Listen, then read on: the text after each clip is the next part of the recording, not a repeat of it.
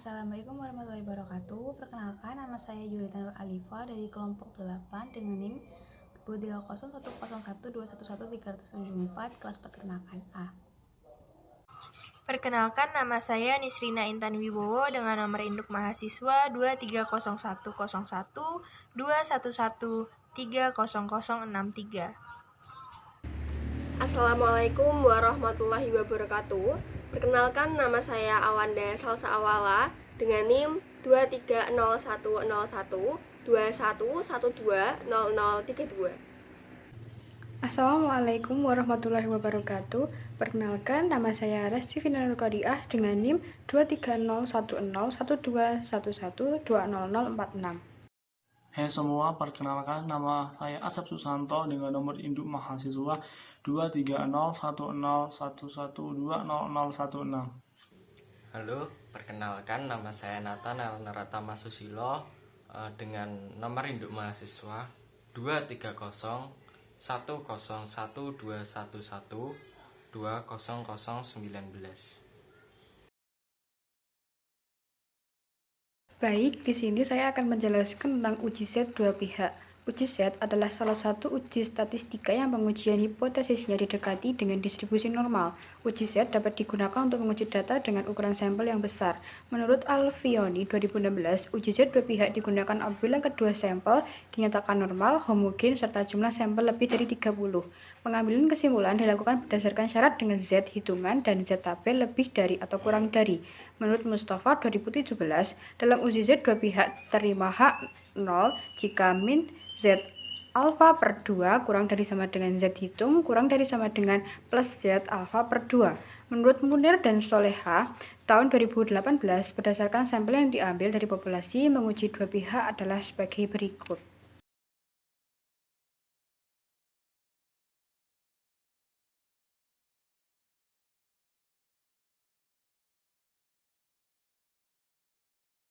Rumus uji Z dua pihak adalah Z sama dengan X min mu 0 per tau per akar N, dengan H0 adalah pendugaan yang sama dengan pendugaan awal, H1 pendugaan.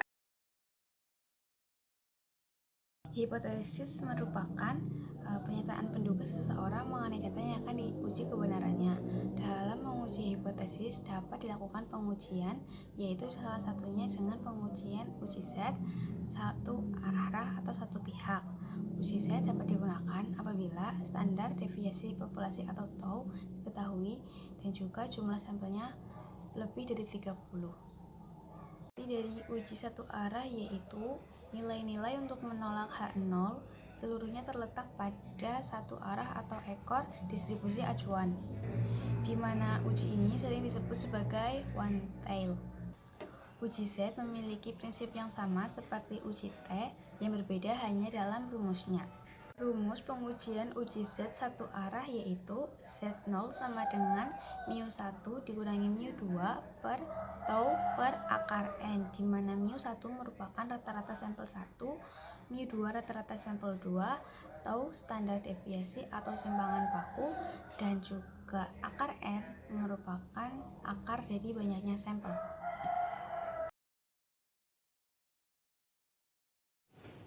Di sini saya akan menjelaskan uji T sampel independen. Uji T untuk sampel independen merupakan prosedur uji untuk sampel batas dengan membandingkan rata-rata dua kelompok kasus. Kasus yang diuji bersifat acak. Pengujian hipotesis dengan distribusi T adalah pengujian hipotesis yang menggunakan distribusi T sebagai uji statistik. Lalu menurut pendapat Ratnaningsih 2020 yang menyatakan bahwa uji T dua sampel bebas merupakan uji statistik parametrik yang membandingkan dua kelompok independen untuk menentukan apakah ada bukti bahwa rata-rata populasi secara statistik signifikan berbeda.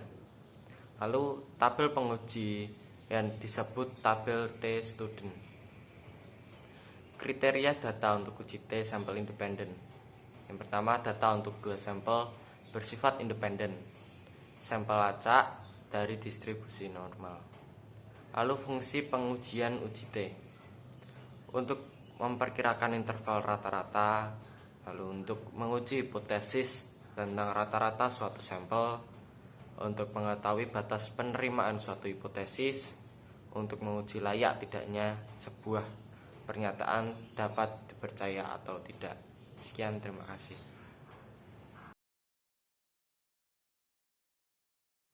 Halo teman-teman, ketemu lagi sama Awanda. Di sini saya akan menjelaskan materi statistika mengenai uji T sample dependent. Jadi, dependent sample t-test atau paired sample test adalah jenis uji statistik yang bertujuan untuk membandingkan rata-rata dua kelompok yang saling berpasangan. Ini menurut Miftahul dan juga Hashim. Kemudian, sampel berpasangan ini dapat diartikan sebagai sebuah sampel dengan subjek yang sama namun mengalami dua pengukuran yang berbeda, yakni pengukuran sebelum dan sesudah sebuah perlakuan atau treatment ini diberikan. Sedangkan menurut Montolalut dan Langi, uji T berpasangan atau paired test adalah salah satu metode pengujian hipotesis di mana data yang digunakan tidak bebas atau berpasangan. Kemudian, ciri-ciri yang paling sering ditemui pada kasus yang berpasangan adalah satu individu ini atau objek penelitian mendapat dua buah perlakuan yang berbeda. Walaupun menggunakan individu yang sama, peneliti tetap memperoleh dua macam data sampel, yaitu data dari perlakuan pertama dan juga data dari perlakuan yang kedua. Lalu, syarat jenis uji ini adalah, pertama, data berdistribusi normal. Kedua, kedua kelompok data adalah dependent, yaitu saling berhubungan atau berpasangan. Yang ketiga, jenis data yang digunakan adalah numerik dan kategori atau dua kelompok. Dan yang terakhir, kedua kelompok data memiliki variansi yang sama. Nah, berikut merupakan langkah atau prosedur uji hipotesis untuk uji T dua sampel dependent. Yang pertama ada hipotesis, yang kedua merupakan taraf signifikasi dengan alfa sama dengan 5%, kemudian yang ketiga merupakan statistik uji, yang keempat merupakan daerah kritik, dan yang kelima adalah keputusan. Kemudian, ini adalah rumus yang sebelah pojok kiri merupakan rumus hipotesis, kemudian yang tengah ini rumus statistik uji, dan yang paling kanan merupakan rumus daerah kritik. Dengan keterangan sebagai berikut.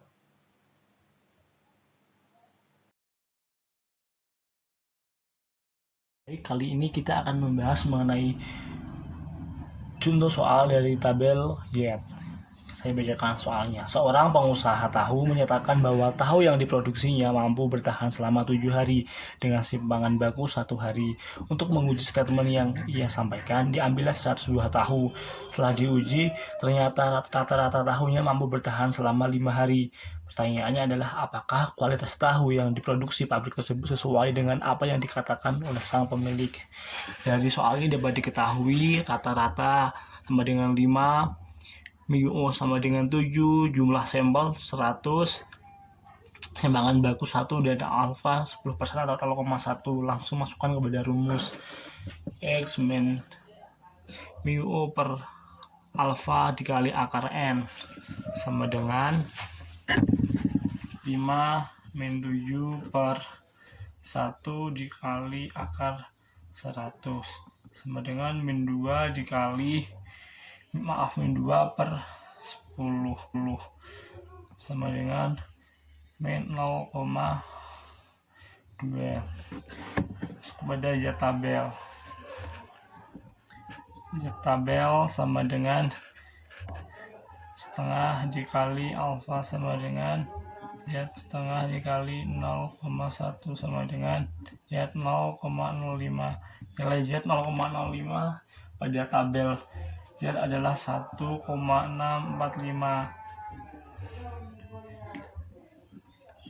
Hit sama dengan nilai mutlak dari Z hit adalah 0,2, sedangkan Z tabel sama dengan 1,645. Jadi dari nilai ini dapat disimpulkan bahwa ya tabel lebih besar sehingga H0 diterima. Jadi dapat diketahui bahwa kualitas tahu yang diproduksi oleh pabrik tersebut sesuai dengan apa yang dikatakan oleh sang pemilik. Assalamualaikum warahmatullahi wabarakatuh. Perkenalkan, saya Nisrina Intan Wibowo dari kelas Peternakan A dengan nomor induk mahasiswa 230101, 21130063. Saya akan mencoba menjelaskan contoh soal tentang uji T, khususnya yaitu uji T independen. Jadi, langsung pada contoh kasus. Seorang peternak ingin membuktikan apakah rata-rata tinggi badan sapi yang mengkonsumsi susu tambahan lebih tinggi daripada rata-rata tinggi badan sapi yang hanya mengkonsumsi susu induk. Untuk menjawabnya, peternak melakukan penelitian dengan mengambil sampel secara acak terhadap 10 ekor sapi yang mengkonsumsi susu tambahan dan 15 ekor sapi yang hanya mengkonsumsi susu induk. Didapatkan hasil bahwa rata-rata tinggi sapi yang mengkonsumsi susu tambahan yaitu 140 cm dengan standar deviasi 8 cm. Sedangkan rata-rata tinggi sapi yang hanya mengkonsumsi susu induk itu 120 cm dengan standar deviasi 5 cm. Ujilah kasus tersebut dengan alfa sama dengan 5%. Langkah yang harus dilakukan yaitu menghitung atau menentukan perhitungan uji kesamaan varian. Pertama, melakukan uji hipotesis. Jadi kita menentukan hipotesisnya dulu. HO yaitu tau 1 sama dengan tau 2. Artinya varian tinggi sapi yang mengkonsumsi susu tambahan sama dengan varian tinggi sapi yang hanya mengkonsumsi susu induk. Kemudian HI yaitu tau 1 tidak sama dengan tau 2. Artinya varian tinggi sapi yang mengkonsumsi susu tambahan tidak sama dengan varian sapi yang hanya mengkonsumsi susu induk dengan taraf alfa sama dengan 5%. Nah, setelah menentukan hipotesis, kita menentukan uji statistiknya dengan menggunakan uji F. Jadi uji F ini dibagi menjadi dua, yaitu F hitung dan F tabel. Untuk menentukan F hitung, yaitu dengan membagi standar deviasi dari masing-masing perbedaan yang akan diuji. Yaitu tadi standar deviasinya ada 8 dan 5, jadi S1-nya 8 kuadrat per 5 kuadrat, hasilnya yaitu 2,56. Setelah menentukan F hitungnya, selanjutnya yaitu menentukan daerah kritis. Jadi, daerah kritis ini akan menentukan apakah HO itu akan ditolak atau diterima. HO ditolak jika HO ditolak jika F hitung lebih besar sama dengan F tabel.